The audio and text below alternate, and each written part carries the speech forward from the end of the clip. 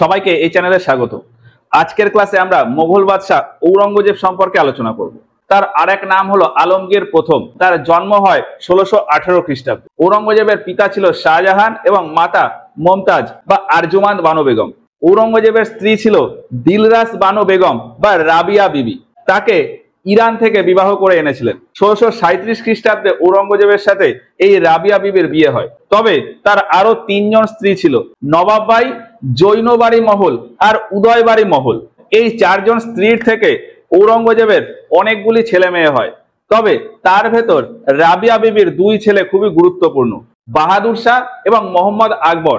ঔরঙ্গজেবের পরে এই মোগল সাম্রাজ্যের সিংহাসনে বসেছিল বাহাদুর শাহ, আর মোহাম্মদ আকবর ঔরঙ্গজেবের বিরুদ্ধে বিদ্রোহ ঘোষণা করেছিল। তো সেই বিষয়ে আমরা একটু পরে আসছি। এর আগে মোগল সাম্রাজ্যের সিংহাসনে যখন আকবর ছিল তখন দেখা যায় যে পুরো ভারতের এরিয়া আকবরের নিয়ন্ত্রণে ছিল। কিন্তু তারপর জাহাঙ্গীর ও শাহজাহান যখন আসে তখন ধীরে ধীরে দক্ষিণ ভারত আলাদা হয়ে যেতে থাকে, পুরো ভারত আলাদা হয়ে যেতে থাকে। ফলে ঔরঙ্গজেব আবারও পুরো ভারতকে নিজের নিয়ন্ত্রণে আনার জন্য পূর্ব আর উত্তর পূর্ব ভারতের দিকে অগ্রসর হয় এবং এই পূর্ব ভারত এবং উত্তর পূর্ব ভারত জেতার জন্য দুজন সেনাপতিকে পাঠায়। পূর্ব ভারত অর্থাৎ বাংলা, বিহার এই এরিয়া দখলের দায়িত্ব দেয় শায়েস্তা খানকে। এই এরিয়া দখল বা এই এরিয়া পুরোপুরি নিজের দখলে রাখার জন্য দায়িত্ব দেয় শায়েস্তা খানকে। আর উত্তর পূর্ব ভারত অর্থাৎ আসাম, অরুণাচল প্রদেশ, মিজোরাম, নাগাল্যান্ড এই এরিয়া দখলের দায়িত্ব দেয় মীর জুমলাকে। এখানে আসে মীর জুমলা আর এখানে শায়েস্তা খান। উত্তর পূর্ব ভারতে বা পূর্বোত্তর ভারতে আসে মীর জুমলা আর পূর্ব ভারতে আসে শায়েস্তা খান। আর দক্ষিণ ভারত ঠিকঠাক করে নিজের নিয়ন্ত্রণে রাখার জন্য তিনি আকবরের রাজপুত নীতি ফলো করেন। আকবরের রাজপুত নীতি কেমন ছিল?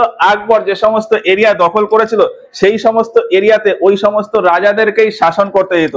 তাদের শাসনে কিন্তু আকবর ইন্টারফেয়ার করেনি, শুধুমাত্র ওই সমস্ত ছোট ছোট রাজ্যের মুদ্রাটাকে ব্যান করে দেয়, বাকি ওই রাজ্যটাকে তার মতন করেই শাসন করে দেয়।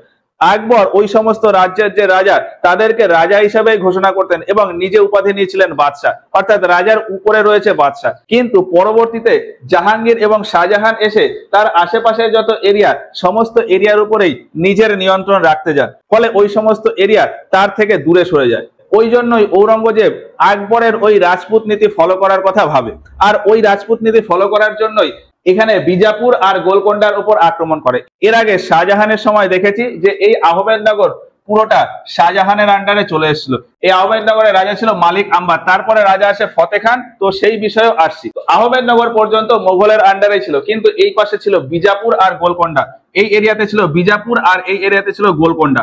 এই বিজাপুর আর গোলকোন্ডা কিন্তু আলাদা রাজ্য হিসাবে ছিল। এই বিজাপুর আর গোলকোন্ডা জেতার জন্যই ঔরঙ্গজেব আকবরের ওই রাজপুত নীতি ফলো করে এবং প্রথমে এই বিজাপুর জেতার জন্য পাঠায় জয় সিংকে। ঔরঙ্গজেবের অনেকগুলি সেনাপতি ছিল, তাদেরকে পরপর পাঠায়। যেমন প্রথমেই পাঠায় জয় সিংকে। জয় সিং ছিলেন এখানে চিত্তর এরিয়াতে সুবেদার বা মনসবদার। বাহাদুর খান, দিলের খান এবং তারপর তিনি নিজে যান। বিজাপুর জেতার জন্য কি করে? প্রথমে আসে জয় সিং, তারপরে বাহাদুর খান, তারপরে দিলের খান এবং তারপরে নিজে আসে। আর এই গোলকোন্ডা জেতার জন্য পাঠায় তার সেনাপতি মুয়াজ্জামকে। এখানে এই সেনাপতিদের নাম আমাদের একটু মনে রাখতে হবে। বিজাপুর দখলের জন্য প্রথমে আসে জয় সিং, জয় সিং এর পরে বাহাদুর খান, তারপরে দিলের খান এবং শেষে তিনি নিজে আসে। আর গোলকোন্ডা জেতার জন্য পাঠায় মুয়াজ্জামকে। মুয়াজ্জাম এসে হেরে যায়, তারপরে ঔরঙ্গজেব নিজে আসে।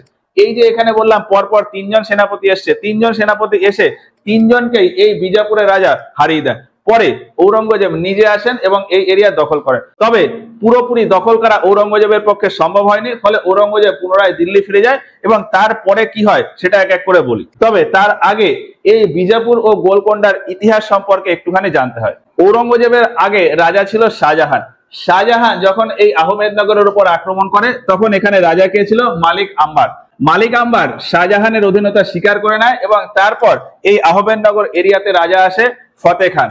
ফতে খান এসে শাহজাহানের থেকে আবারও এই আহমেদনগরকে একটুখানি আলাদা করে নেয়। কি বললাম? ফতে খান এসে এই আহমেদনগর এরিয়াতে আলাদা করে রাজত্ব করতে থাকে। আর এই এরিয়ার নিচে এই এরিয়াতে একজন সুবেদার ছিলেন যাদব রাও। কি বললাম? এখানে রয়েছে ফতে খান আর নিচে এই এরিয়াতে এখানে রয়েছে মারাঠা এরিয়া। মারাঠা এরিয়ার একজন নোবেল বা একজন বিশিষ্ট ব্যক্তি ছিলেন যাদব রাও। কোনো না কোনো কারণে ফতে খান এই যাদব রায়কে হত্যা করিয়ে দেয়। আর যাদব রায়ের জামাই অর্থাৎ যাদব রায়ের মেয়ের স্বামী ছিল শাহুজি ভোসলে। ফলে শাহুজি ভোসলে তার শ্বশুর যাদব রায়ের মৃত্যুর প্রতিশোধ নেওয়ার জন্য এই ফতে খানকে হারাতে চায়। শাহুজি এখন খুব সাধারণ একজন ব্যক্তি হওয়ায় এই ফতে খানকে হারাতে পারেনি। ওই জন্যই ফতে খানকে হারানোর জন্য শাহুজি দিল্লিতে শাহজাহানের সাথে মিশে যায়। শাহজাহানের সাথে মিশে এই ফতে খানকে হারানোর পরিকল্পনা করে। এবার ফতে খানকে হারানোর জন্য শাহজাহান এই শাহুজিকে পুনের মনসবদার দিয়ে দেয়। এইটা হলো পুনে এরিয়া। এই পুনে এরিয়াতে 5000-এর মনসবদার দিয়ে দেয় শাহুজিকে। তাহলে কি বললাম, ফতে খানকে হারানোর জন্য দিল্লিতে শাহজাহান এই শাহুজিকে পুনের মনসবদার বানিয়ে দেয় এবং তাকে 5000-এর মনসব দেয়। এবার পুনেতে থেকে শাহুজি এই ফতে খানকে হারানোর পরিকল্পনা করতে থাকে। আর এইভাবে পরিকল্পনা করতে করতে ফতে খান শাহজাহানের আন্ডারে চলে আসে। শাহুজি ফতে খানকে হারানোর পরিকল্পনা করতে করতে এই ফতে খান শাহজাহানের আন্ডারে চলে আসে, মানে আহমেদনগর শাহজাহানের আন্ডারে চলে আসে। আর শাহজাহান ফতে খানকে আবার এই পুনের জায়গিরদার হিসেবে বসিয়ে দেয়। কি বললাম, শাহজাহান এখানে শাহুজিকে সরিয়ে দিয়ে ফতে খানকে পুনের জায়গিরদার বানিয়ে দেয় বা পুনের মনসবদার বানিয়ে দেয়। আর এই ঘটনায় শাহুজি খুব অসন্তুষ্ট হয়। অসন্তুষ্ট হয়ে নিচে এইখানে ছিল বিজাপুর, এই বিজাপুরের সাথে হাত মিলিয়ে নেয়। শাহুজি শাহজাহান আর ফতে খানের ওই কার্যকলাপে অসন্তুষ্ট হয়ে বিজাপুরের রাজার কাছে যায় এবং তার সাথে হাত মিলিয়ে নেয়। এবার তাহলে কি হলো, এই পুরোটা এরিয়া রয়েছে শাহজাহানের আন্ডারে। এই আহমেদনগর আর পুনের এই এরিয়া রয়েছে শাহজাহানের আন্ডারে। এবার শাহজাহান এই বিজাপুর নেওয়ার জন্য তার একজন সেনাপতি মহব্বত খান, শাহজাহানের সেনাপতি মহব্বত খান এই বিজাপুর এরিয়া দখলের জন্য আসে। আর বিজাপুরে তখন রয়েছে শাহুজি আর মহব্বত খান, এদের দুজনের ভেতরে একটা যুদ্ধ হয়। শাহুজি এই মহব্বত খানকে হারিয়ে দেয় আর এই আহমেদনগরের কিছুটা এরিয়া বিজাপুরের আন্ডারে চলে আসে। কি বললাম, শাহুজি মহব্বত খানকে হারিয়ে দেয়, ফলে আহমেদনগরের কিছুটা এরিয়া বিজাপুরের আন্ডারে চলে আসে। এবার এই বিজাপুরকে হারানোর জন্য শাহজাহানের পরে আসে ঔরঙ্গজেব। ঔরঙ্গজেব এই বিজাপুর দখলের জন্য বিভিন্ন সেনাপতিকে পাঠায়, যেমন জয় সিং, বাহাদুর খান, দিলের খান। এরা প্রত্যেকেই এই বিজাপুর দখলের জন্য যায়, কিন্তু এখানে রয়েছে শাহুজি তাদের সবাইকেই হারিয়ে দেয়। পরবর্তীকালে ঔরঙ্গজেব এই দিল্লি থেকে বিজাপুরের উপর আক্রমণ করে এবং তখন এই বিজাপুর পরাজিত হয়ে যায়। এরপর এই বিজাপুরও ঔরঙ্গজেবের দখলে চলে আসে, কিন্তু ঔরঙ্গজেব এই এরিয়াটাকে পুরোপুরি দখল করেনি। ঔরঙ্গজেব এখানে শর্ত দেয় যে ঠিক আছে, আমি আপনাদের কাছ থেকে কর নেব, পরিবর্তে আপনারা আপনাদের মতো করেই শাসন করুন। তবে একটা শর্ত রয়েছে যে শাহুজি এই বিজাপুর এরিয়াতে যে শাহুজি রয়েছে, শাহুজিকে অন্য কোনো এরিয়াতে সরিয়ে দিতে হবে। শাহুজি যেন আমাদের ওপর আর কোনো বিদ্রোহ না করে, এই কন্ডিশন দিয়ে এই বিজাপুরকে ছেড়ে দেন। তবে বিজাপুরও এখানে আরো একটা কন্ডিশন রাখে। বিজাপুর এখানে কন্ডিশন রাখে যে ঔরঙ্গজেব বিজাপুরের ওপরে আর আক্রমণ করবে না, এটা তো ঠিক, কিন্তু তার পাশাপাশি এই বিজাপুর দক্ষিণের দিকে এক্সপ্যান্ড করবে তার সম্মতি নিয়ে নেয়। বিজাপুর যে দক্ষিণের দিকে এক্সপ্যান্ড করবে তাতে যেন ঔরঙ্গজেব বাধা না দেয়, তার জন্য একটি কন্ডিশন রেখে দেয়।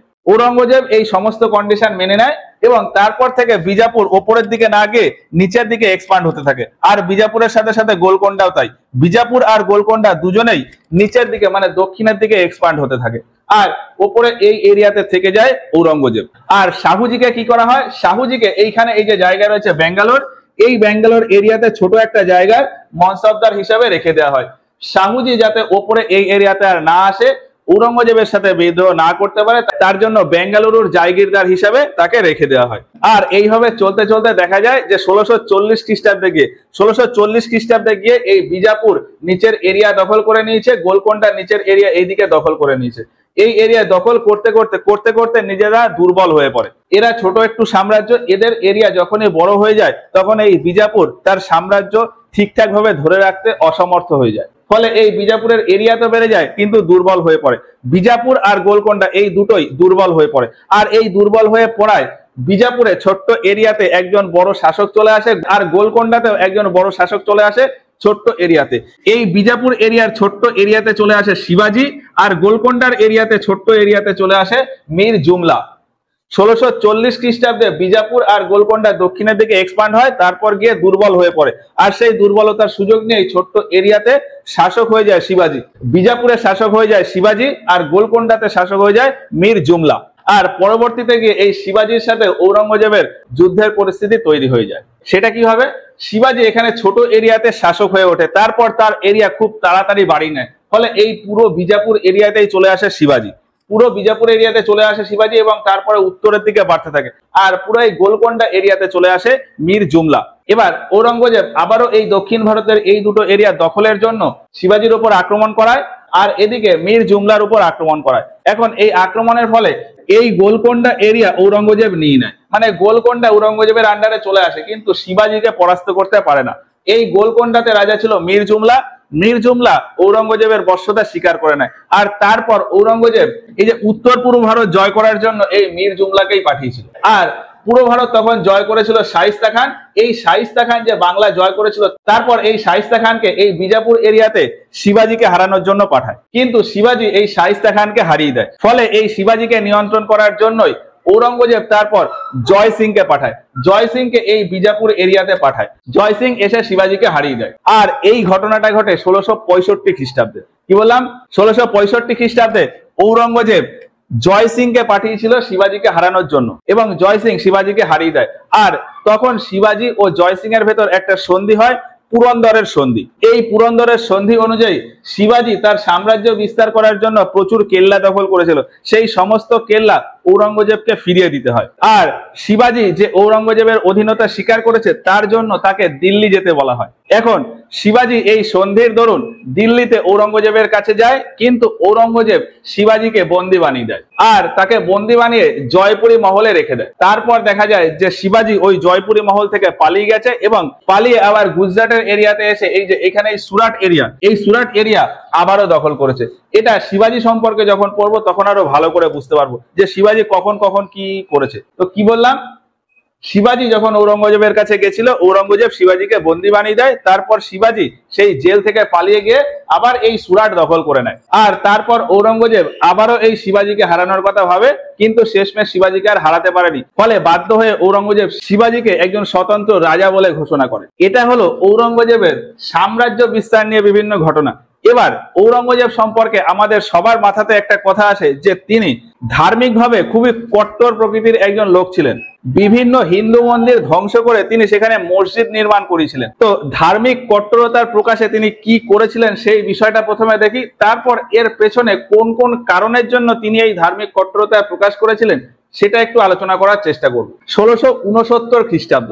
1669 খ্রিস্টাব্দে তিনি দুটো মন্দির ধ্বংস করার, কাশীতে বিশ্বনাথ মন্দির মানে কাশী বিশ্বনাথ মন্দির, আর কেশব দাস মন্দির মথুরার কেশব দাস মন্দির। এরপর 1678 খ্রিস্টাব্দে গিয়ে বিজাপুরে একটি মন্দির ধ্বংস করে সেখানে মসজিদ নির্মাণের আদেশ দেন। এখন বলা হয় যে তিনি প্রায় 12 থেকে 15টা বড় বড় মন্দির ধ্বংসের আদেশ দিয়েছিলেন। এছাড়াও প্রচুর ছোটখাটো মন্দির ধ্বংস করা হয়েছিল। তবে এর পাশাপাশি আরো একটা তথ্য পাওয়া যায় যে তিনি গোলকোন্ডাতে একটা মসজিদ ধ্বংস করে দিয়েছিলেন, আর বিভিন্ন মন্দিরে তিনি দানও করেছিলেন। যেমন গুয়াহাটিতে রয়েছে কামাখ্যা মন্দির, উজ্জয়িনীর মহাকাল মন্দির এবং বৃন্দাবনে ভগবান কৃষ্ণের মন্দির। এই তিনটি মন্দিরে তিনি দানও দিয়েছিলেন। এই তিনটে ছাড়াও আরো অনেক মন্দিরের বিকাশের জন্য তিনি দান দিয়েছিলেন। এবার এই বিভিন্ন মন্দির বা মসজিদ ধ্বংস করার পিছনে কি কারণ তা নিয়ে বিভিন্ন ইতিহাসবিদ বিভিন্ন রকম মতামত দেন। বেশিরভাগ ইতিহাসবিদ বলেন যে ইসলাম ধর্মের প্রচারের জন্য এবং ভারতবর্ষে হিন্দু ধর্মের প্রভাবকে নষ্ট করে দেওয়ার জন্য তিনি এই সমস্ত মন্দির ধ্বংস করিয়ে দিয়েছিলেন। তবে এর পাশাপাশি কিছু ইতিহাসবিদ এটাও বলেন যে এর পেছনে ঔরঙ্গজেবের সাম্রাজ্যবাদ নীতি ছিল। ঔরঙ্গজেব তার সাম্রাজ্যকে সঠিকভাবে ধরে রাখার জন্য এই সমস্ত জিনিস করতে বাধ্য হয়েছিলেন। সেটা কেমন, তার জন্য একটা উদাহরণও পাওয়া যায়। ওই যে বললাম যে 1669 খ্রিস্টাব্দে 1669 খ্রিস্টাব্দে কাশী বিশ্বনাথ মন্দির ধ্বংস করা হয়েছিল। বলা হয় যে শিবাজি ওই কাশী বিশ্বনাথ মন্দিরে গিয়ে লুকিয়েছিল। এর আগে ওই যে বললাম যে ঔরঙ্গজেব শিবাজিকে জয়পুরী মহলে বন্দী করে রেখেছিল, তারপর শিবাজি সেখান থেকে পালিয়ে যায়। বলা হয় যে শিবাজি সেখান থেকে পালিয়ে ওই কাশী বিশ্বনাথ মন্দিরে গিয়ে আশ্রয় নিয়েছিল। ফলে শিবাজিকে খোঁজার এবং তাকে মারার জন্য ঔরঙ্গজেব ওই কাশী বিশ্বনাথ মন্দির ধ্বংস করেছিলেন। আর মথুরার কেশব দাস মন্দির ধ্বংসের পিছনের কারণ নিয়ে কিছু কিছু ইতিহাসবিদ বলেন যে এই মন্দিরে খুবই খারাপ ধরনের কাজ হতো, অনেকটা আশারাম বাপু টাইপের কাজ। এবং আরো বলা হয় যে ওই সমস্ত কাজের জন্য ওই মন্দিরেই প্রচুর হিন্দু এবং মুসলিম মহিলা বন্দী হিসাবে ছিলেন। ফলে তাদেরকে বাঁচানোর জন্যই ঔরঙ্গজেব তার একজন সেনাপতিকে পাঠিয়েছিলেন, আব্দুল নবী খান। আর সেখানে গিয়ে বিভিন্ন ঝামেলা একটা বড়সড় বিদ্রোহের আকার নিয়ে নেয় এবং ফলস্বরূপ সেই কেশব দাস মন্দির ধ্বংস করে দেওয়া হয়। তবে এর পাশাপাশি আরো জানা যায় যে এই কেশব দাস মন্দির ধ্বংস করে ওই এলাকা, মথুরার ওই এলাকার নাম চেঞ্জ করে দেওয়া হয় ইসলামাবাদ। আর এই ঘটনার পরে ওই মথুরার এরিয়াতে জাট জাতির লোকেরা ছিল। এই জাট জাতির লোকেরা ঔরঙ্গজেবের বিরুদ্ধে বিদ্রোহ ঘোষণা করেছিল। এই জাট জাতির যে নেতা তিনি ছিলেন গোকুলা। জাট জাতির নেতা ছিলেন গোকুলা। গোকুলা ঔরঙ্গজেবের বিরুদ্ধে বিদ্রোহ ঘোষণা করে। আর এই বিদ্রোহে ঔরঙ্গজেব গোকুলাকে হত্যা করে দেয়। আর গোকুলার হত্যা করানোর পর বলা হয় যে তার পরিবারের সমস্ত লোকজনকে জোর করে ইসলাম ধর্ম গ্রহণে বাধ্য করা হয়। আর মথুরাতে এইভাবেই থেকে যায়। আর এইভাবে থাকতে থাকতে 1698 খ্রিস্টাব্দে গিয়ে এই মথুরা থেকে আবারও বিদ্রোহ হয় জাট জাতির লোকেদের। আর এবার এই জাট জাতের বিদ্রোহে নেতৃত্ব দেয় রাজারাম। রাজারাম এই বিদ্রোহের দরুন আগ্রাতে আকবরের কবর তুলে সেটাকে জ্বালিয়ে দেয়। এখন ইসলাম ধর্মে মৃতদেহকে জ্বালানো খুবই পাপের কাজ বলে ধরা হয়। ফলে ঔরঙ্গজেব এই জাট জাতের লোকেদের উপর আরো অসন্তুষ্ট হয়ে যায় এবং আরো বেশি পরিমাণে আক্রমণ করে। আর শেষমেশ রাজারাম মারা যায়। পরে এই জাট বিদ্রোহে নেতৃত্ব দেয় রাজারামের ছেলে চূড়ামন। ঔরঙ্গজেব এই চূড়ামনকেও হত্যা করে দেয় এবং তারপর ধীরে ধীরে এই জাট জাতের বিদ্রোহ এমনিই শান্ত হয়ে যায়। তাহলে এটা তো দেখলাম কেশব দাস মন্দিরের ব্যাপারে। এবার ওই যে বললাম যে ঔরঙ্গজেব গোলকোন্ডাতে একটি মসজিদও ধ্বংস করে দিয়েছিলেন। ঔরঙ্গজেব যখন এই গোলকোন্ডা দখল করে তখন এখানে রাজা ছিল মীর জুমলা। মীর জুমলাকে উত্তর পূর্ব ভারতে পাঠায় এবং এই এরিয়াতে অন্য একজন শাসককে বসিয়ে দেয় সুবেদার হিসাবে। এবার গোলকোন্ডার এই সুবেদার প্রায় 3-4 বছর ধরে ঔরঙ্গজেবকে কর দেয়নি। কি বললাম, ঔরঙ্গজেব এই এরিয়া দখল করে এখান থেকে কর নিত।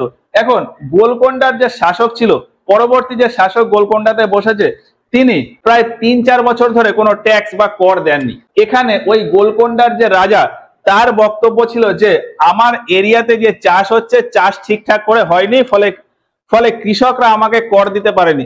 কৃষকরা কর দিতে পারেনি বলে আমিও রাজাকে আর কর দিতে পারিনি।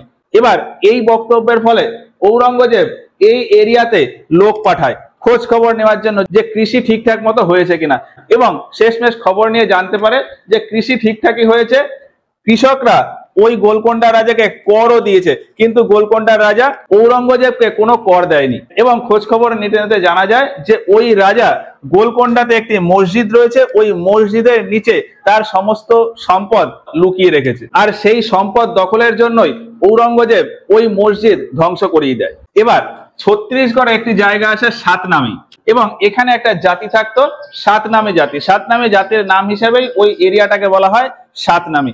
এই সাতনামি এরিয়ারই একজন বিশিষ্ট ব্যক্তি, তিনি মোগল সাম্রাজ্যের একজন সেনা দ্বারা নিহত হয়ে যান। কোনো না কোনো ঝামেলার ফলে মোগল সেনা ওই সাতনামি লোকেদের ভেতর একজন বিশিষ্ট ব্যক্তিকে হত্যা করে দেয়। ফলে মোগল সেনার বিরুদ্ধে ওই সাতনামি জাতির লোকেরা একটা ছোটখাটো দ্বন্দ্ব শুরু হয়ে যায়। আর এই দ্বন্দ্ব ধীরে ধীরে একটা বড় আকার ধারণ নেয়। আর ফাইনালি এই সাতনামীরা ঔরঙ্গজেবের বিরুদ্ধে বিদ্রোহ ঘোষণা করে। 1671 খ্রিস্টাব্দে সাতনামী জাতির লোকেরা ঔরঙ্গজেবের বিরুদ্ধে বিদ্রোহ ঘোষণা করে। আর এই বিদ্রোহটাকেই বলা হয় সাতনামী বিদ্রোহ। এই সাতনামী বিদ্রোহের লিডার ছিল নরলাল। একটুখানি ভুল বললাম, এই সাতনামী বিদ্রোহ হয় 1672 খ্রিস্টাব্দে। তবে এর আগে 1671 খ্রিস্টাব্দে আরেকটা বিদ্রোহ হয়, সেটা বুন্দেলখণ্ড এরিয়াতে। তাহলে 1672 খ্রিস্টাব্দে বিদ্রোহ হয় সাতনামী বিদ্রোহ। কোথায়? এই যে এই এরিয়াতে। এই এরিয়াতে 1672 খ্রিস্টাব্দে বিদ্রোহ হয় সাতনামী বিদ্রোহ। এই সাতনামী বিদ্রোহের লিডার ছিল নরলাল। আর এর আগের বছর 1671 খ্রিস্টাব্দে 1671 খ্রিস্টাব্দে এই বুন্দেলখণ্ড এরিয়া আর মালওয়া এরিয়া, এই দুই জায়গা থেকে একজন লিডার ছিলেন ছত্রসাল। বুন্দেলখণ্ড আর মালওয়া এই দুই এরিয়া থেকে একজন লিডার ছিলেন ছত্রসাল। ছত্রসাল ঔরঙ্গজেবের বিরুদ্ধে বিদ্রোহ ঘোষণা করে। এই দুই এরিয়ার লোকজন মানে ছত্রসাল ঔরঙ্গজেবের বিরুদ্ধে বিদ্রোহ ঘোষণা করে তার ধার্মিক কঠোরতার জন্য। বলা হয় যে এই এরিয়াতে ঔরঙ্গজেব জোরপূর্বক হিন্দুদের ধর্ম পরিবর্তন করে মুসলিম ধর্মে দীক্ষিত করছিল। সেই জন্যই এই দুই এরিয়া থেকে বিদ্রোহ ঘোষণা হয়। এবার একটা বিষয় স্পষ্ট যে ঔরঙ্গজেব ধার্মিক দিক থেকে খুবই কঠোর ছিলেন। তার এই ধার্মিক কঠোরতার জন্য তার ছেলে মোহাম্মদ আকবর তিনিও তার পিতা ঔরঙ্গজেবের বিরুদ্ধে বিদ্রোহ ঘোষণা করেছিলেন। 1675 খ্রিস্টাব্দে মোহাম্মদ আকবর তার পিতা ঔরঙ্গজেবের বিরুদ্ধে বিদ্রোহ ঘোষণা করেছিলেন। আর এই বিদ্রোহে ঔরঙ্গজেব তার ছেলে মোহাম্মদ আকবরকে হারিয়ে দেয় এবং হারিয়ে দেওয়ার পর তাকে হত্যা করার জন্য খুঁজতে থাকে। তখন এই মোহাম্মদ আকবর সেখান থেকে পালিয়ে যায়। আকবর সেখান থেকে পালিয়ে গিয়ে নবম শিখ গুরু তেগ বাহাদুরের কাছে গিয়ে আশ্রয় নেয়। কি বললাম, মোহাম্মদ আকবর ঔরঙ্গজেবের কাছ থেকে বাঁচার জন্য শিখ গুরু তেগ বাহাদুরের কাছে গিয়ে আশ্রয় নেয়।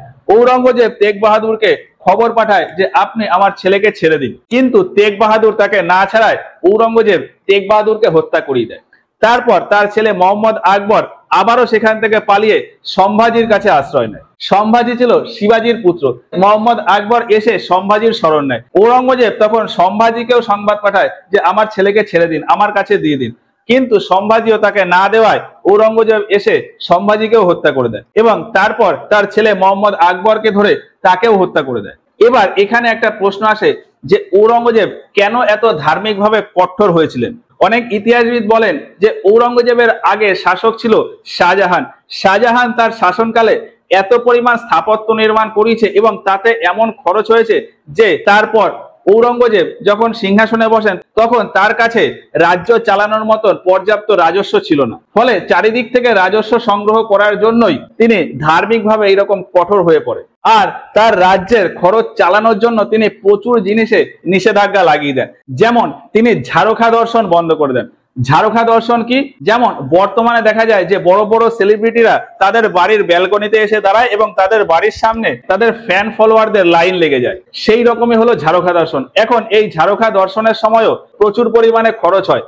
ঔরঙ্গজেব চাইতেন যে ওই ঝাড়খা দর্শনের জন্য যে খরচ হচ্ছে সেটাকে যাতে না করা হয়, সেই জন্যই তিনি ঝাড়খা দর্শন বন্ধ করে দেন। এছাড়াও তার দরবারে সঙ্গীতের চর্চা হতো এবং তার দরবারে নাচ গান বিভিন্ন খেলা, বিশেষ করে দাবা খেলা সেই সময়ের একটি আকর্ষণীয় খেলা ছিল। ফলে এই দাবা এবং সঙ্গীতের ওপর তিনি নিষেধাজ্ঞা লাগিয়ে দেন, মানে এই খেলা বা সঙ্গীত চর্চায় যাতে কোনো খরচ না হয়। আর একটা বড় সিদ্ধান্ত ছিল তুলাদান ব্যবস্থাকে বন্ধ করে দেওয়া। তুলাদান ব্যবস্থা কি? রাজারা তখন দান করার জন্য দাঁড়িপাল্লার একদিকে বাচ্চা বা কোনো পুরুষ বা কোনো মহিলাকে বসাতেন এবং অন্যদিকে গয়না রাখতেন। ওই বাচ্চা বা ওই লোকের ওজনের গয়না ওই রাজারা দান হিসাবে দিয়ে দিতেন। এখন এই সমস্ত দান যাতে না করা হয় তার জন্য তিনি তুলাদান ব্যবস্থাতে নিষেধাজ্ঞা লাগিয়ে দেন। তার কারণ কি? তার কারণ হলো যে রাজকোষে যেটুকু রাজস্ব রয়েছে সেটুকুও যেন বাইরে না যায়। এর পাশাপাশি দরবারে তার যে সমস্ত মহিলারা রয়েছেন তাদেরকেও গয়না পড়তে বারণ করতেন এবং নিজেও গয়না কখনো পড়তেন না। ঔরঙ্গজেব ছিলেন ইসলামের সুন্নি জাতি এবং তিনি ইসলামের শরিয়া নিয়মকে খুবই কঠোরভাবে পালন করতে বলতেন সবাইকে, নিজেও পালন করতেন এবং সবাইকে ইসলামের শরিয়া নিয়মকে কঠোরভাবে পালন করতে বলতেন। এর পাশাপাশি তিনি মহরমের দিন যে তাজিয়া উৎসব হয় সেই তাজিয়া উৎসবে ব্যান লাগিয়ে দেন। আর তার সময়ের মুদ্রাতে কলমা লেখা থাকতো, মুদ্রাতে এই কলমা ছাপানোর সিস্টেম তিনি বন্ধ করে দেন। তার ধারণা ছিল যে কলমা ইসলামের খুবই পবিত্র জিনিস এবং এটাকে মুদ্রায় রাখলে মুদ্রা কখনো কখনো রাস্তাঘাটে পড়ে যায়, কারোর পায়ের তলায় চলে আসে, ফলে কলমা কারোর পায়ের নিচে আসা মানে ইসলামের অপমান। এই জন্যই তিনি মুদ্রাতে কলমা লেখা বন্ধ করিয়ে দেন। বিভিন্ন ইতিহাসবিদ বলেন ইসলামের ধর্ম প্রচার এবং বিভিন্ন জাতির লোককে ইসলাম ধর্ম গ্রহণ করানো এটা ঔরঙ্গজেবের ইসলামের প্রতি একটি মুখ্য কর্তব্য ছিল। ফলে ঔরঙ্গজেব ইসলাম ধর্মের প্রচারের জন্য মানুষের ভেতরে বিভিন্ন প্রস্তাব দিতেন। মানুষ যদি সেই প্রস্তাবে রাজি হতো তাহলে ভালো, আর যদি রাজি না হতো তাহলে তাকে জোরপূর্বক ইসলাম ধর্মে ধর্মান্তরিত করাতেন। বলা হয় যে মানুষ যাতে এই ইসলাম ধর্ম বেশি করে গ্রহণ করে তার জন্য তিনি একটি পলিসিও এনেছিলেন। তিনি ব্যবসা বাণিজ্যের ক্ষেত্রে মুসলিমদের উপর কর নিতেন 2% আর হিন্দু বৌদ্ধ জৈন এদের কাছ থেকে কর নিতেন 5%।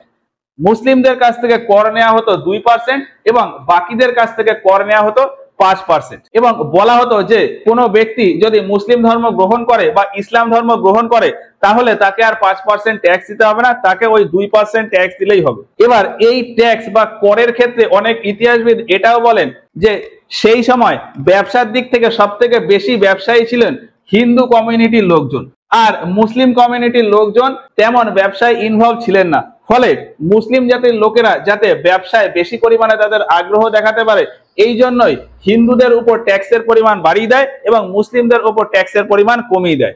ঔরঙ্গজেব নিজে খুবই সাধারণ জীবনযাপন চালাতেন। মানে এর আগে যত বাদশাহ এসছে, আকবর, শাহজাহান, বাবর, হুমায়ুন, এদের মতন অত শখ বিলাসিতা ঔরঙ্গজেবের ছিল না। এবং তিনি অন্যদেরও ঠিক একই অ্যাডভাইস দিতেন যে কেউ যাতে শখ বিলাসিতা না করে। এখন ঔরঙ্গজেবের কথায় তো আর হবে না, ফলে এই শখ বিলাসিতা কমানোর জন্য তিনি একটু কঠোর হন। কঠোর হয়ে তিনি মদিরা, ভাং বা অন্য নেশাজাত দ্রব্য এই সমস্ত কিছুর উৎপাদন এবং তার বিক্রিতে নিষেধাজ্ঞা লাগিয়ে দেন।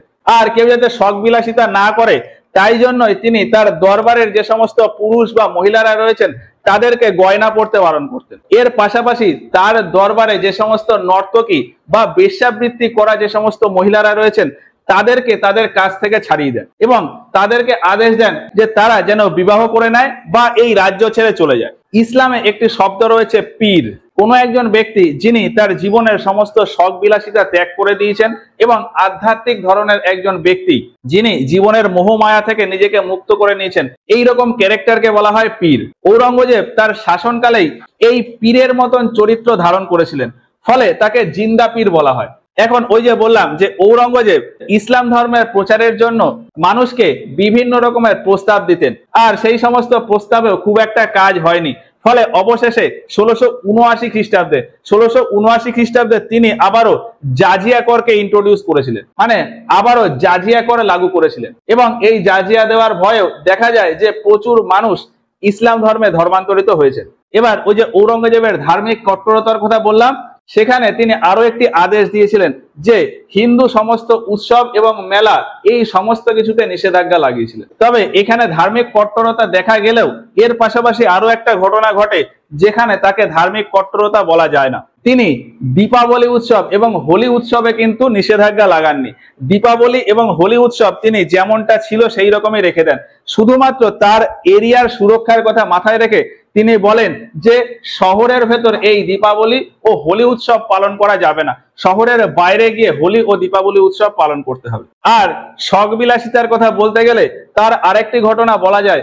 ঔরঙ্গজেবের আগে যত বাদশাহ ছিলেন, অর্থাৎ বাবর, হুমায়ুন, আকবর, জাহাঙ্গীর, শাহজাহান, এদের প্রত্যেকেরই মৃত্যুর পর তাদের কবরের ওপর বিশাল স্থাপত্য নির্মাণ করা হয়েছে। যেমন শাহজাহানের সমাধি রয়েছে তাজমহলে, হুমায়ুনের সমাধি রয়েছে হুমায়ুনের মকবরাতে, এই রকম। কিন্তু ঔরঙ্গজেব বলে গিয়েছিলেন যে আমার মৃত্যুর পর আমার কবর যেন একটা সাধারণ গাছের নিচে করে দেওয়া হয় এবং আমার কবরের জন্য কোনো ছাউনিরও প্রয়োজন নেই। ঔরঙ্গজেবের তৈরি করা স্থাপত্য শিল্প বলতে কিছুই নেই, শুধুমাত্র একটি স্থাপত্য রয়েছে, বিবি কা মকবরা।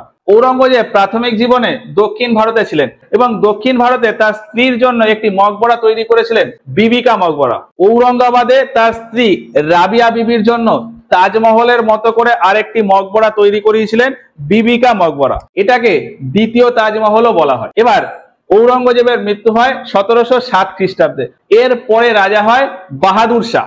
আর এই বাহাদুর শাহের সময় থেকেই এই মোগল সাম্রাজ্যের পতন শুরু হয়। মোগল সাম্রাজ্য শুরু হয়েছিল 1526 খ্রিস্টাব্দ থেকে, বাবরের সময় থেকে। ফলে এই 1526 থেকে 1707 খ্রিস্টাব্দ পর্যন্ত এই সময়টাকে বলা হয় মোগল সাম্রাজ্যের উন্নতির কাল এবং 1707 থেকে 1857 খ্রিস্টাব্দ পর্যন্ত এই সময়টাকে বলা হয় মোগল সাম্রাজ্যের অবনতির কাল।